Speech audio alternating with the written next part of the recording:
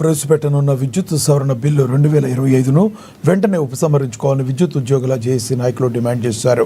విద్యుత్ సవరణ బిల్లు 2025కు వ్యతిరేకంగా గురువారం ఆదిలాబాద్లోని విద్యుత్ శాఖ కార్యాలయం ఎదుట మధ్యాహ్న భోజన విరామ సమయంలో నిరసన కార్యక్రమాన్ని చేపట్టారు.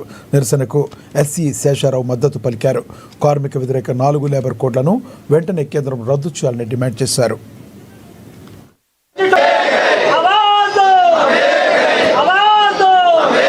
25-26 ఏదైతే అమెండ్మెంట్ చేయబోతుందో కేంద్ర ప్రభుత్వము దానికి వ్యతిరేకంగా దేశవ్యాప్తంగా కార్మికులు మొత్తంగా ముక్త కంఠంతో వ్యతిరేకిస్తున్నారు.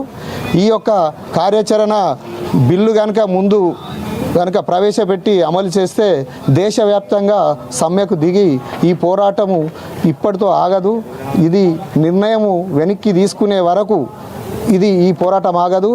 ఇది మా కార్మిక చట్టాలతోని దేశవ్యాప్తం ఉన్న సంఘాలతోని కేంద్ర ప్రభుత్వం సంప్రదింపులు చేసి కార్మికులకు అనుగుణంగా ఈ యొక్క కార్మిక చట్టాలను నిర్ణయం తీసుకుని మంచి చేయాలని మేము అనుకుంటున్నాం.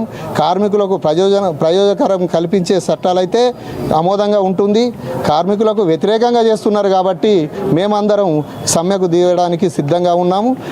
కార్మిక చట్టాలు దాదాపు 40 చట్టాలు దేశవ్యాప్తం ప్రపంచవ్యాప్తంగా కార్మికులందరూ కొట్లాడి తెచ్చుకున్న 8 గంటల పని దినాన్ని ఈరోజు ప్రైవేటు సంస్థకు పరంగా చేసిన తర్వాత పని దినాల గంటలు పెంచి ఈ యొక్క కార్మికులను వెన్ను విరిచి కార్మికులకు నష్టం జరిగే కార్యక్రమం ఉన్నది. కాబట్టి ఎన్నో సాధించుకున్న 40 సాధించుకుంటే దాన్ని 29 కుదించి దానిలో 4 చట్ట వ్యతిరేకమైన చర్యలకు 4 కోడ్లు తీసుకొచ్చింది కేంద్ర ప్రభుత్వం.